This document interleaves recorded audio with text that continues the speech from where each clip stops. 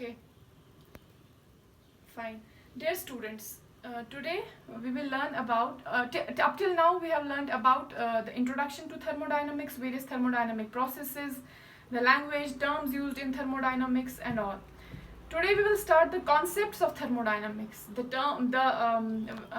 physical quantities involved in thermodynamics. Now to begin with, we are starting with work, heat, work, energy,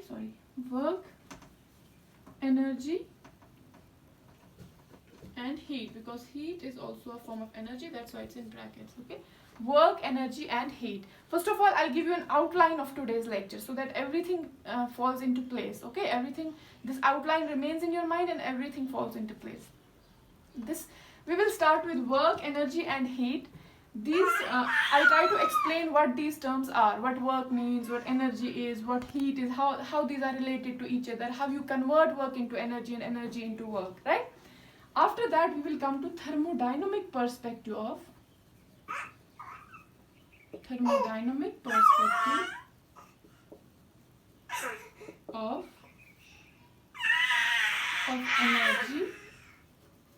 and work. Okay, thermodynamic perspective of energy and work. Now see, from thermodynamic point of view, energy of a system is the internal energy. Is its internal energy. So in today's topic, under this thermodynamic perspective of energy and work, we will also learn what is internal energy, right, under the energy subtitle. Then we will learn what's its relation with work, because we are learning energy and work. So what's its relation with work? And here you will come to know that the relation between work and internal energy, the relation that relates work and internal energy, is actually the first law of thermodynamics. So here we will also try to establish what's the first law of thermodynamics. What does it say? Okay, what is the first law of thermodynamics? It comes here because the things that are related by first law of thermodynamics come here. Fine. Then coming to thermodynamic work. You also call it as pressure volume work or compression expansion work. Okay. Then we will come to thermodynamic work. What is pressure volume work? What is expansion? What are the different types of pressure volume work? We will study them under two headings: isothermal, under isothermal conditions, and under adiabatic conditions. Under isothermal conditions, we will see work irreversibly and reversibly. Similarly, under adiabatic conditions, we will see the work irreversibly and reversibly. So what we are going to study is isothermal irreversible work done, isothermal reversible work done, adiabatic irreversible work done, and adiabatic reversible work done, pressure volume work done. Okay, so this is the outline of your today's lecture. Okay, you have to keep this outline in mind so that we come to every topic one by one. Okay, it's better to know the outline of a lecture before actually starting the lecture. It helps you a lot in understanding things. Alright, now see, now I will tell you what's work and energy, and also heat, because heat is a form of energy. Okay, so what's work? What do you know about work? Anything that you do, right? Something when you produce a change against an opposing force, right? Producing a change, or in some cases producing motion, or in general terms producing change against an opposing force is called as work, right? For example, this is a block, a big block, and you are applying force, right? You are standing here and you are applying force and you are trying to move the block, right? You are trying to move the block. When this block moves and you are trying to move the block moves and it gets displaced. So you say that work has been done. Against what opposing force? Against Friction. Against friction, you're displacing, you're producing motion in the block against friction. So you are doing work. Similarly, if there's a solution, right? There's a chemical solution, and as a result of chemical reaction, a potential difference is created between the two electrodes, right? A potential difference is created between the two electrons and current travels in this. So in making the electrons to travel from one electrode to other electrode, against what? Against the resistance offered by this solution, work is done. So this is also a form of work. I repeat, work is done in making the electrons travel from one electrode to other electrode against the resistance offered by the solution. So the resistance offered by the solution is the opposing force, right? So this is also work done, right? This is work done. It's a kind of work, right? So how will you physically establish that this is work? Because if you connect this current, this source of current to a motor, let's say, to a motor, the motor is able to produce change, right? Mechanical change, mechanical work is done by the motor. The motor is able to produce change by this current, right? So so this is also a form of work, right? Then we have one more example, the pressure volume work that I already talked about, right? See, there's a gas in this chamber, in this vessel, and this vessel is fitted with a piston, right? A piston. The piston is movable, right? So when the gas expands, the piston goes up. So there's a change. The piston is moving, right? So this is work. We call it pressure volume work because the pressure pushes the piston up and the volume changes in this case. So usually call it as pressure volume work or expansion compression work. So this is also what? Work done, right? This is also work done. Okay, and what's the opposing force to this? The external pressure, right? The external pressure is the opposing force if it's expansion, right? So this is called as work. Now it's energy. Requirement for work. Yes, in simple terms, energy is the capability of doing work, right? The more energy a body possesses, the more work it can do, right? The more energy a body possesses, the more work it can do. And conversely, if you do more work on a body, more energy is produced, right? If you do less work on a body, less energy is produced. Produced or required? Utilized. Produced. I'll explain these things I'll explain in the coming examples. So this is the relation between work and energy. If you do work on the system, its internal energy raises. Its internal energy raises. That means energy is actually produced by that work is converted into energy, right? That's what I mean. If you do work on a system, that work is converted into energy, right? So work and energy are interconvertible, right? All right.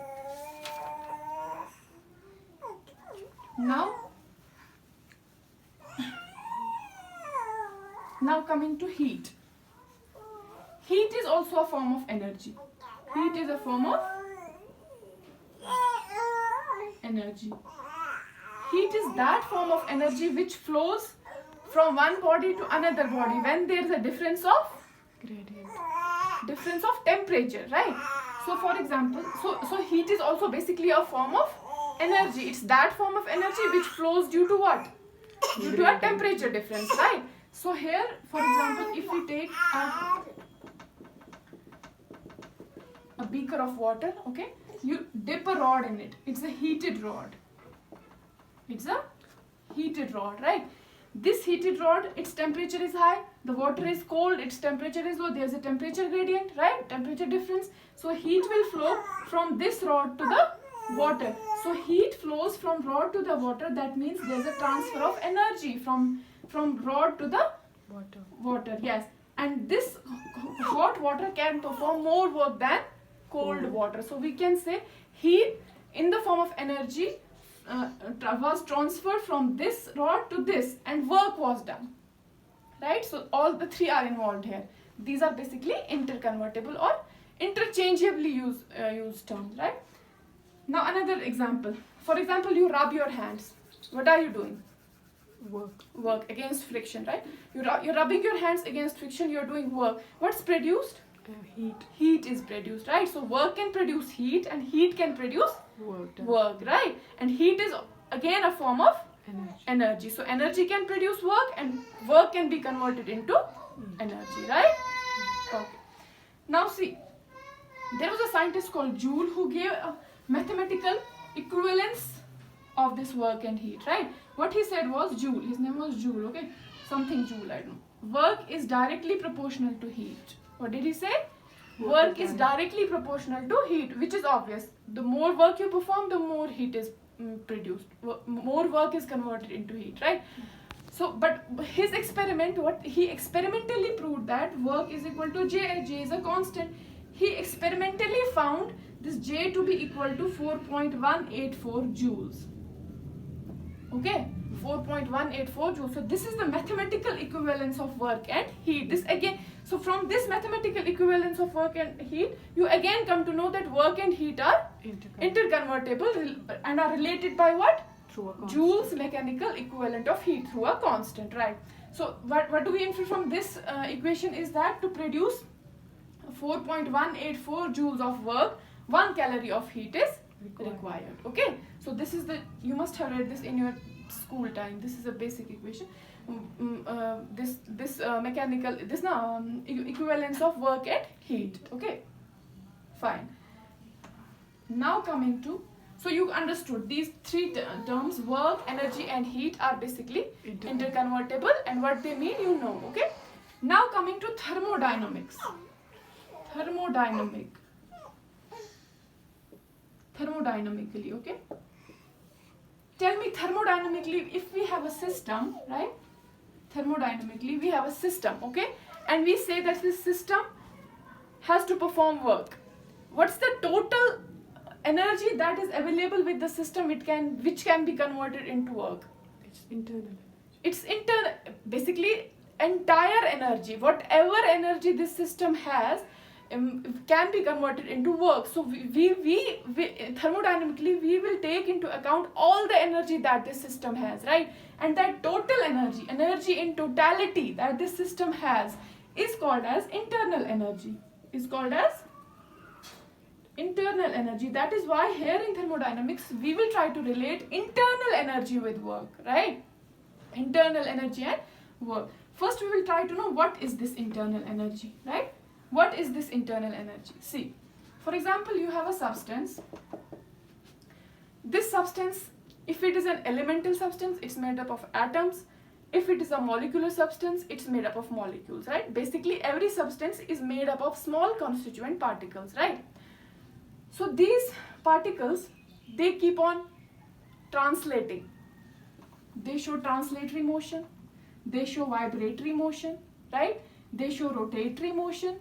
So it has translational energy associated with its constituent particles, whether atoms or molecules, right?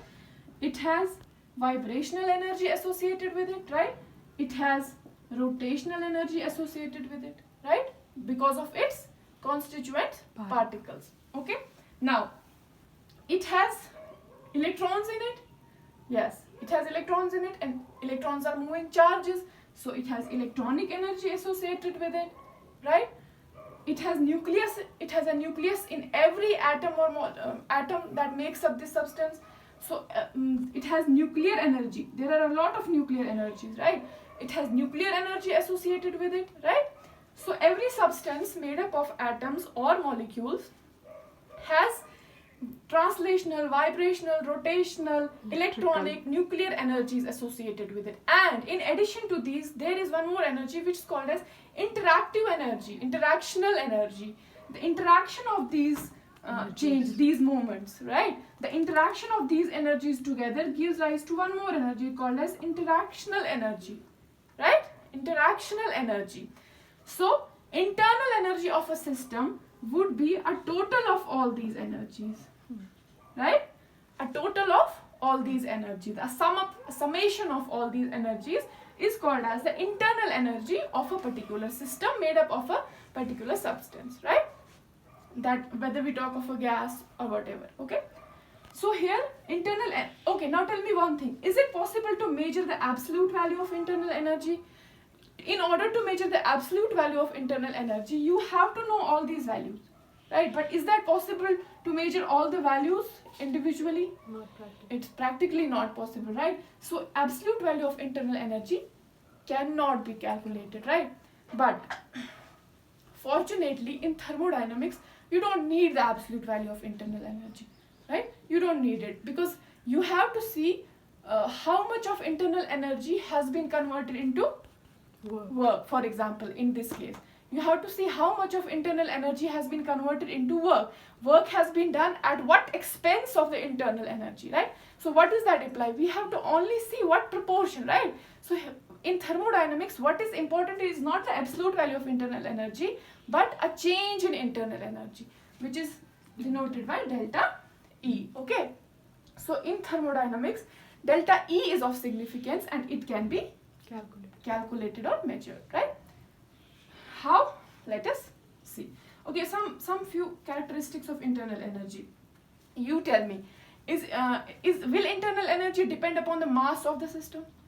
No. Think again.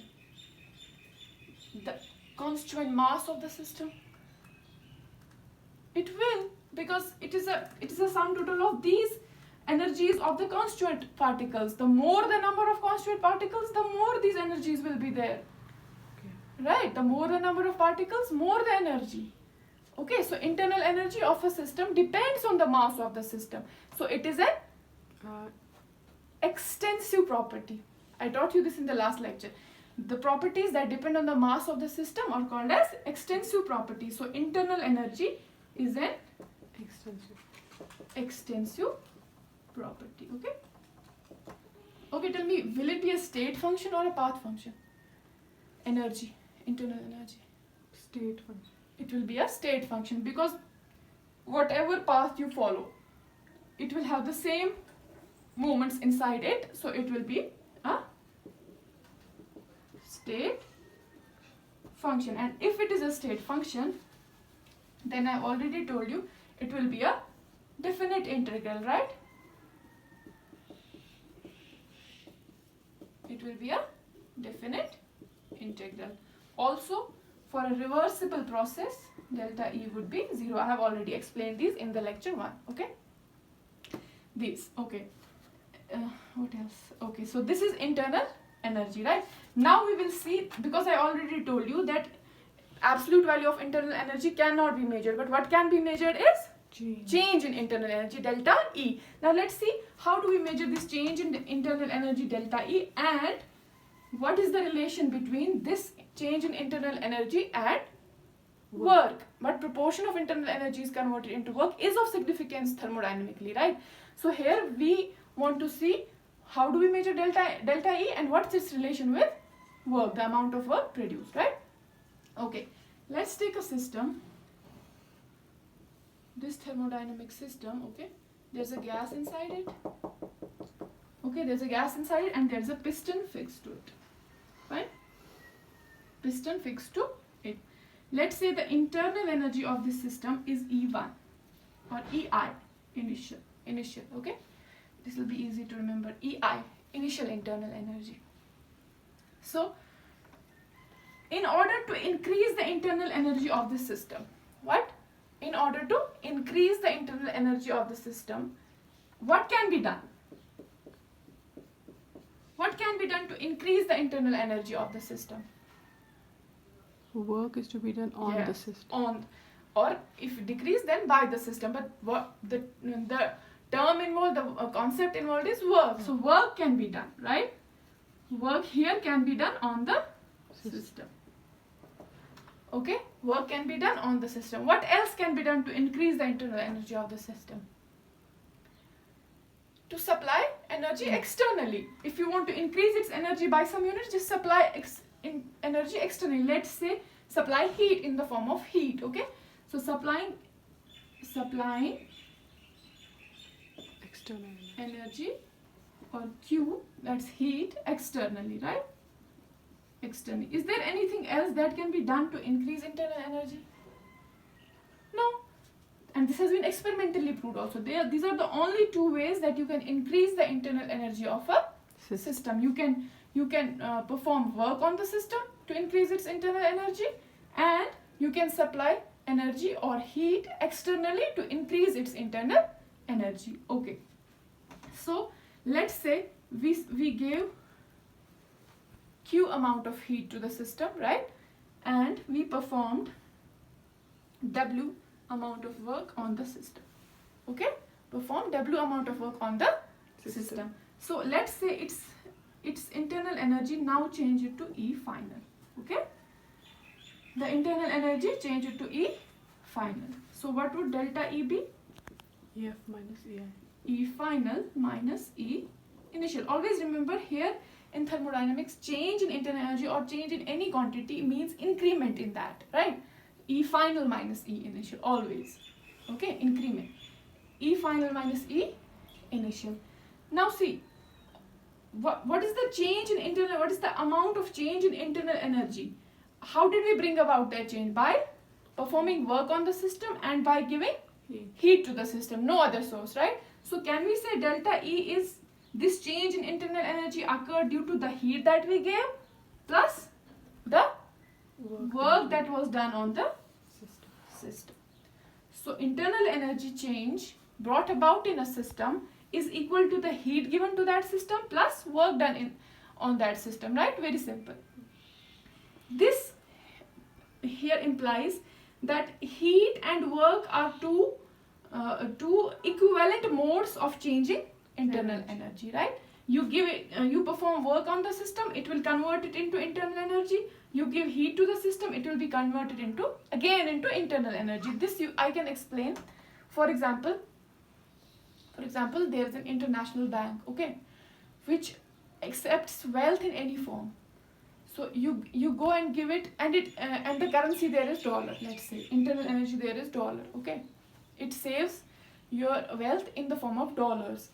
Now you go to the bank, you give them INR, Indian rupee, okay. So it will convert it. It will accept Indian rupees from you, and it will convert it into dollars and increase what?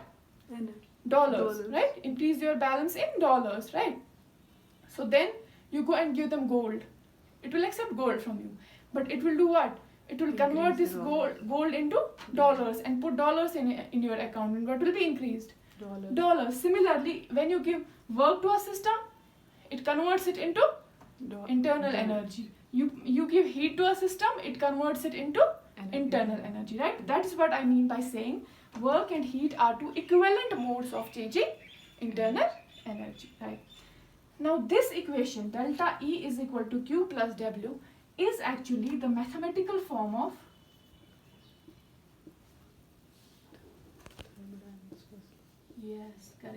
mathematical form of first law of thermodynamics. Okay, delta E is equal to Q plus W is the mathematical form of first law of thermodynamics. How? Tell me, what's the most basic statement of first law of thermodynamics? Heat and energy are no. Energy can neither be created nor destroyed, but energy is conserved, right? Energy can neither be created nor destroyed, but the energy remains conserved, right? So this equation tells us, for a system, if you perform work on the system, if you give heat to the system, if you don't see physically, you don't see any change, but it does not mean that this work and heat have disappeared, have destroyed, right? But it means that the internal energy has increased, right? Similarly, if a system performs work, and while performing this work, it just lost some energy to the surroundings, that does not mean that energy was destroyed, but it means that this system performed work on the expense of that energy which was lost to the surroundings, and work was done, right? Mathematically, this relation is telling us that energy can neither be created nor destroyed, but energy remains conserved, right? In whatever form, right? In the form of heat or in the form of work, but it remains conserved. So this is the mathematical form of first law of thermodynamics. Okay. Now see, tell me, if we take this system, we were giving heat to it, right? We were giving heat to it and we were performing work on it. Now this system is an isolated system. It's an isolated system. You are not giving heat, no heat exchange, no mass exchange. It's isolated, completely isolated system. Now tell me, in an isolated system, delta E would be W. Q plus W. But Q is what? 0. Work is also 0. This is an isolated system. You're not performing any work. You're not giving any heat. So it will be 0. So change in internal energy. For an isolated system, nothing is happening with the system. The change in internal energy would be 0. That means for an isolated system, internal energy remains constant, right? So this is, from this we can deduce one more form of first law of thermodynamics. You must have heard this statement before. It's impossible to construct a perpetual motion machine, right? What does a perpetual motion machine mean? A perpetual motion machine of first order means, actually perpetual motion machine means a machine that works without consuming energy or mass, right? Without consuming energy, which is a form of mass, right? In the interconvertible. So is it possible to construct a machine? How can we deduce it from this? If the system is isolated, the machine is isolated, right? The system is isolated. You're not giving any energy. You're not performing any work. Can the system change its internal energy? Which means it can neither perform work nor exchange heat. That means it's not possible to construct a machine which performs work without the expenditure of heat or energy, right? So from this we can deduce the second statement of first law of thermodynamics, which is it is not possible to construct a perpetual motion machine. Okay, a perpetual motion machine. All right. So this was internal energy, its relation with work, okay, its relation with work, and the first law of thermodynamics. Now I'll try to, I have an important concept to tell you, okay? But before I tell you that, let's solve a few problems which will lead to that concept, okay? Now, okay. There's a motor, okay, an electric motor, which is producing 15 kilojoules of work. Producing 15 kilojoules of work. A motor is producing 15 kilojoules of work, right? And while doing so, it loses 2 kilojoules of heat to the surroundings.